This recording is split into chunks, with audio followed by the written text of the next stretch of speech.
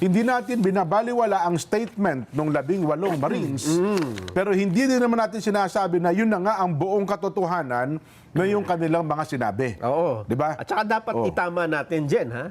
Kasi sabi ng Philippine Navy, dalawa daw dun sa humarap kahapon ay hindi naman naging miyembro ng Philippine Marines. Yun na nga. Tama naman. At marami pa nga doon, disgruntled Oo. officers eh. Hindi, tama naman hindi miyembro yung dalawa. Oo. Dahil yung dalawa doon, nandun na rin po sa, sa sinumpaang salaysay eh.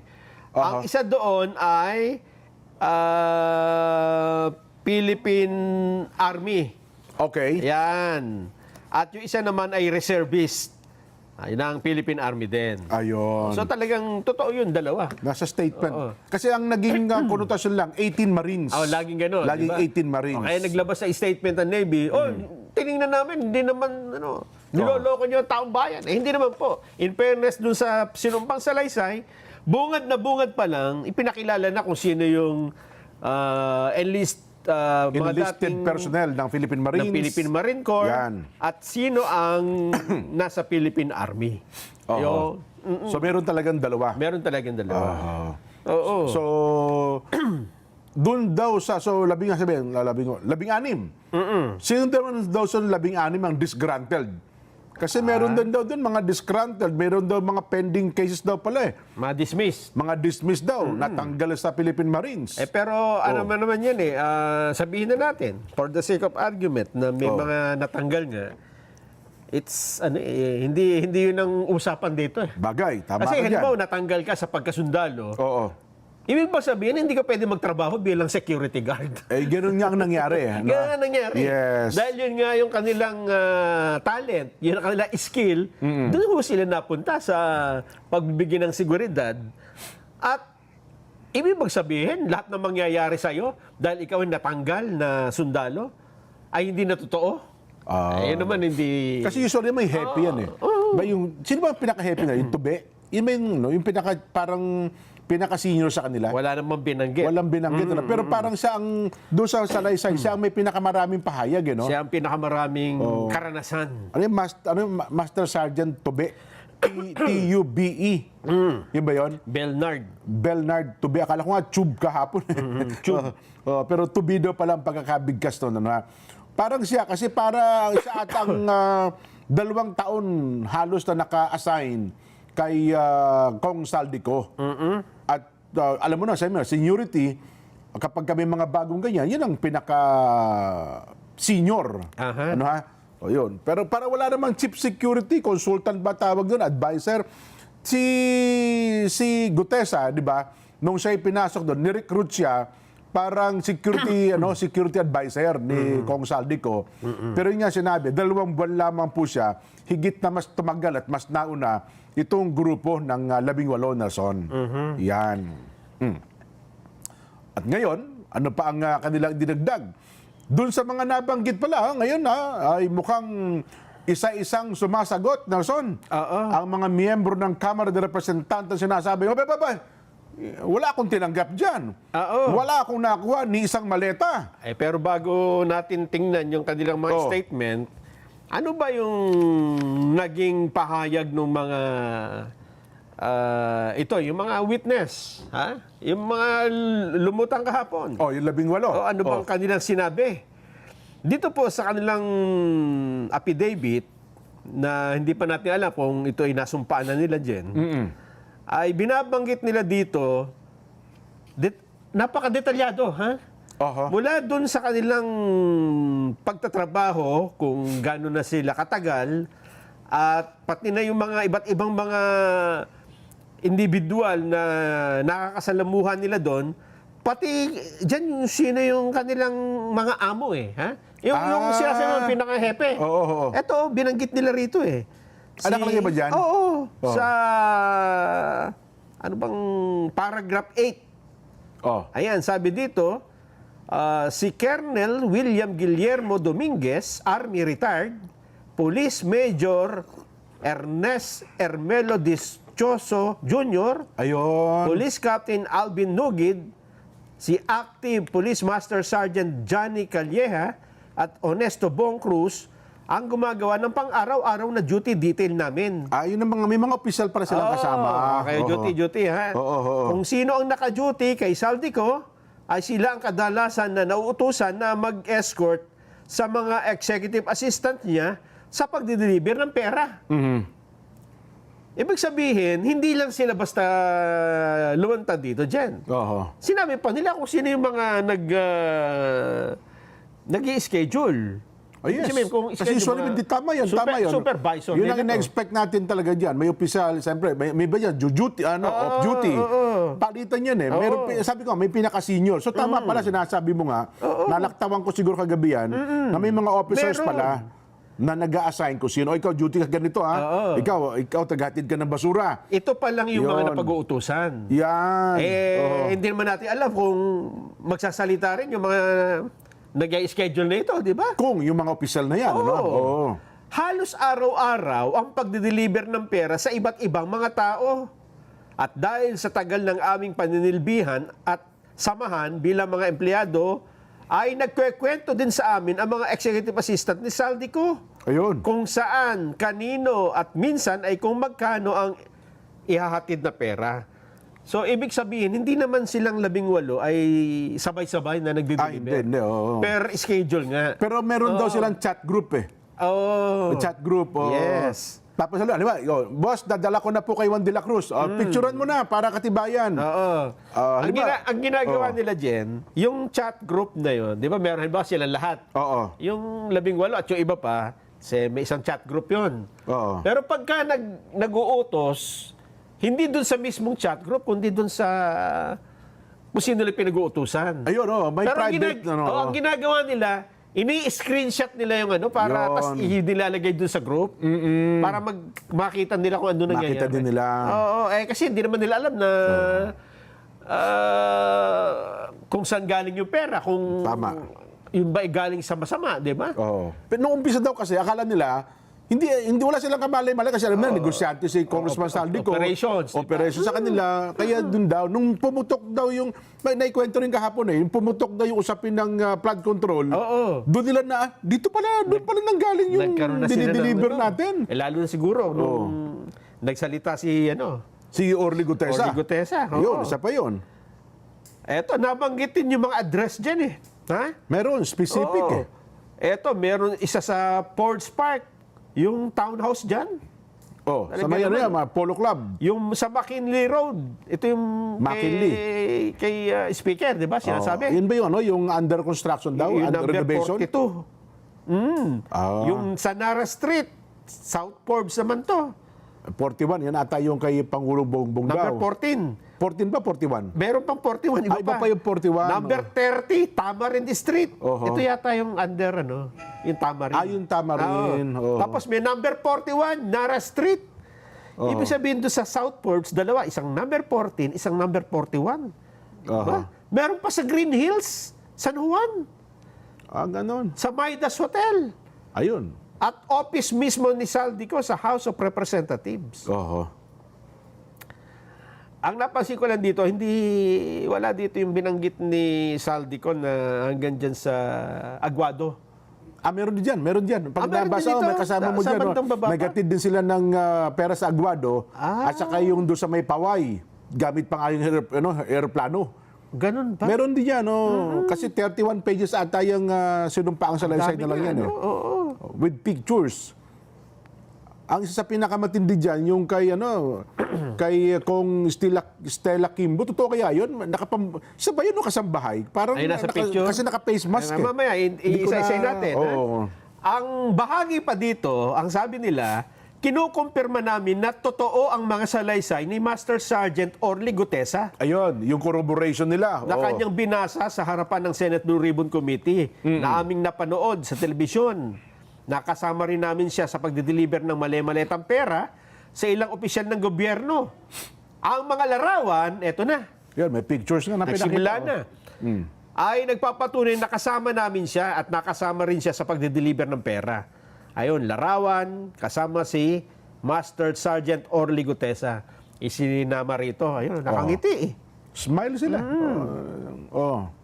Tapos, larawan ng mga maleta, pera, kasama si Master Sergeant Orly Gutesa. Ayun, sa bandang parang hotel ito eh. Yung anong tawag doon sa ginagamit ng mga bellboy? Na Ay, yung lalagyan trolley. ng- Yung Ay, trolley. Oo, trolley. Andun yung mga maleta. Oh. Oo. Ayun.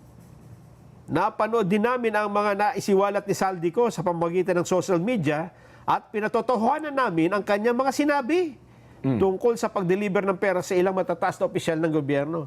Ayan po, yung picture ni si Gutesa pala yan, ano? Oo. Yung mga picture pa lang ito ay nandun sa kanilang mga kasamahan. So allegedly, pera ang laman ito. Kasi mahirap mo naman sabihin, pera nga, baka may gamit. Mayroon pang karton ng biskuit ata yun, no? Doon sa nagsasabi na ito ay AI, naku, madali naman yung makita kung totoo Ano yung nagsasabi bang AI daw yung mga pictures na yan? Meron. Talaga, no? Kasi, kung ito ay nasa cellphone, makikita mo yung details, di ba? Alam mo, mag-iimbestiga na, Oo. makikita mo, kahit yan i-pinail mo sined mo sa Telegram, o sined mo sa ibang, Okay. lalabas ang detail niyan kung saan kinuha, may anong oras. gano'n. Oo. Madidetect. May Ganun details na. sa mga digital photos may makikita mo yan. Kaya kung ginawa mo yung AI yan, lalabas siya, walang date, walang detalye. Kasi ginawa mo lang ng AI Ito. Ay, sige, kasama din si Orly Gutesa. Yan. Sino yung nasa harap? Ang ganda ng kutis, ha? Hindi nabanggit. Pero isa yun nandun sana... Yan ba isa yan ata si Lube, eh. Parang tube. Tube. Oo. Tube.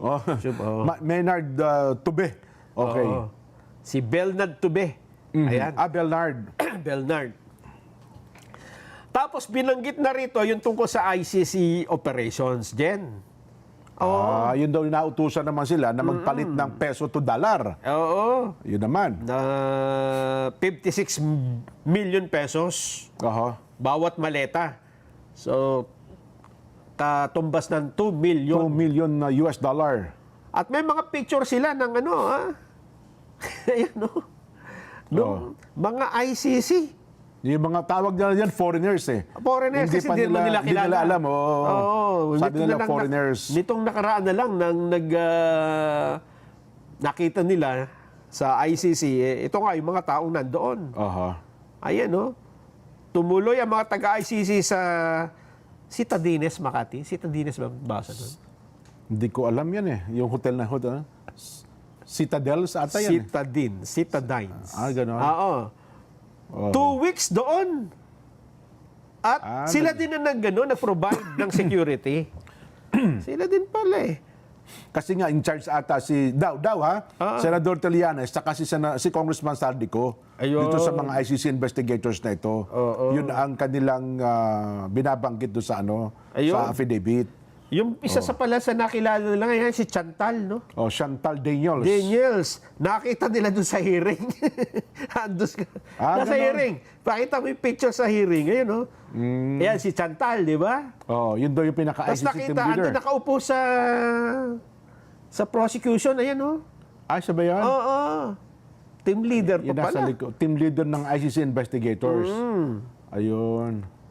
Sila pala yung pumunta rito. At meron Pero pa wala siyang... namang sinabing sila na binigyan ng pera. Sinabi lang, walang direkta In-accommodate. In-accommodate. Ibig sabihin yung gastos lahat. Yes. Parang sila ang nag-sponsor. Tapos, yun daw mga iniimbestigahan ay kung sino lang ang dalhin sa kanila. Yes. Yun. Hindi talaga, parang mangangalap lang talaga ng mga salaysay. Salaysay na against Duterte daw talaga. Ayun. Kami ay naghalinhinan sa pagsundo at paghatid sa airport sa mga ICC personalities noong 2024 at 2025. Binibigay ni Sunny Trillanes kay Bernard Tube ang contact number ng mga taga-ICC na aming susunduin sa airport. Ayun. Alam mo, mahirap pong enuhin ito, Jen, ha? Kung ito ay... Well, kasi yung detalye nito, mahirap gawing kung i-inventuhin mo lang. Gagawa ka lang ng istorya? Oo. Well, kasi tama halimbawa ka rin. ito, makikita mo naman sa mga logbook doon sa hotel, eh. Kung meron, di ba? o kaya doon sa mga CCTV camera kung na-preserve nila, pati yung mga picture na yan. At saka alam mo naman ang Marines, hindi yan more on kwento. Alam mo, combatant yan, no? Oo. Sa lahat ng sangay ng AFP, yung Marines, ang, hindi mo pwedeng diktahan eh. Kung anong gusto mo sa kanila. Well, sumusunod sila sa mga officers nila, pero yung tagalabas, mahirapan mong diktahan yung tauhan ng Philippine Marines. Eto, ang ICC Group ay palaging pumupunta sa Midas Hotel sa Pasay City. 2024, Holiday Inn Glorieta at Holiday Inn Makati 2025, kung saan doon nila kinakausap o ini-interview ang mga tao na pinapakontak ni Bernard Tubek, pinapakontak kay Bernard, ni Sunny Trillanes. Eto, tapos may mga pangalan eh. Kung sino yung mga kinokontak eh. Si Police Brigadier General Jerry Protasio, Police Colonel Santiago Jordan, Mayor Jed Mabilog, Kerwin Espinosa, yung pare na si Flavi Villanueva dyan. Ito yung mga against Duterte nga yan. Police Colonel Santi Mendoza, Jeffrey Latayada, at Colonel Angel Garciliano. Pumunta rin sila sa bahay Kalinga ni paring Flavi. Para makausap ang pamilya ng mga biktima di umano ng EGK at sa New Bilibid Prison sa Muntinlupa. Ayun, at may mga picture nga po ayun, makikita natin. At mahaba pa ang kwentong ito.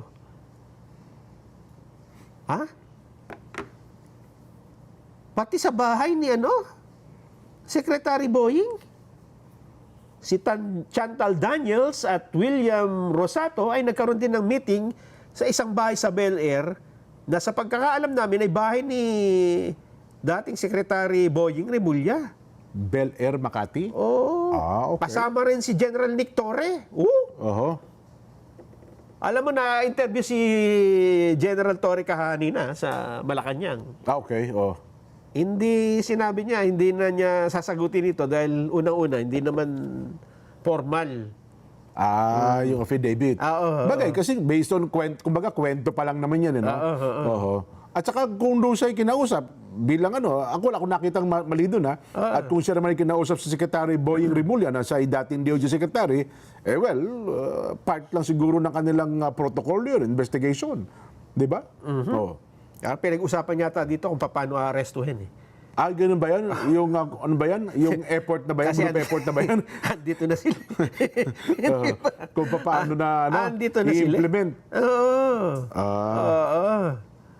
Ang sinasabi lang ata dyan, meron silang monitoring group sa isang hotel bago hanggang sa matapos ang pag-aresto kay Digong, nakamonitor daw sila.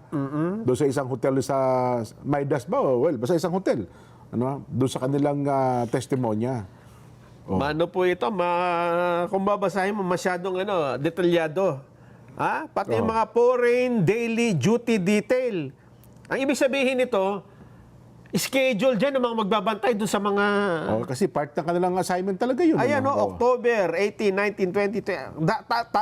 Araw-araw may driver, security, may... Napakahirap anuhin ito. Kung gagawin mo lang, di ba? Tingnan natin. Alamin natin, Nelson. Sabi nga natin, ang lahat ng ito ay hanggat hindi na po formalize, tama yung gagawin niya. Walang value. Ni Senadora Amy ay nagpatawag na po, naghaya na siya ng isang resolusyon para maimbestigahan itong pangyaring ito. At doon naman daw, sa Senado ay may dokumento, maitatala po nila ang mga anumang sasabihin. Hindi ko lang alam kung ano pa mga ahensya ng pamahalaan ang magkakaroon din ng masusing investigasyon ukol sa bagay na ito. Kasi sangkot dyan ay mga public officials. Mabigat ito. Di ba? Kung sasabit sa ombudsman, sabihin mag-iimbestiga ba ang ombudsman?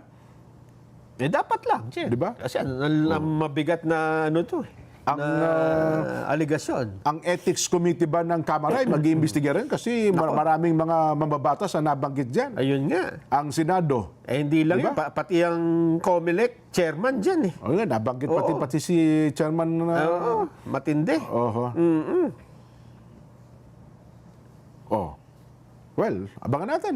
Nelson. At mamaya, yung sino-sino yung mga napag-deliveran at anong kanilang reaksyon. Ha? Ayan, tama. Meron ako, kinuha natin ito, isa-isa mga reaksyon ng mga, lalo yung mga representante. Sabi, namangha ako, may mga ganun eh. Totoo ba Nagulat yun? ako. Nagulat ako. Ni wala nga akong maleta sa bahay eh. Ganon? Shock! Sabi ganun, no? Agash! Sabi na siya, agash! Mamaya. Ano yan? Oo.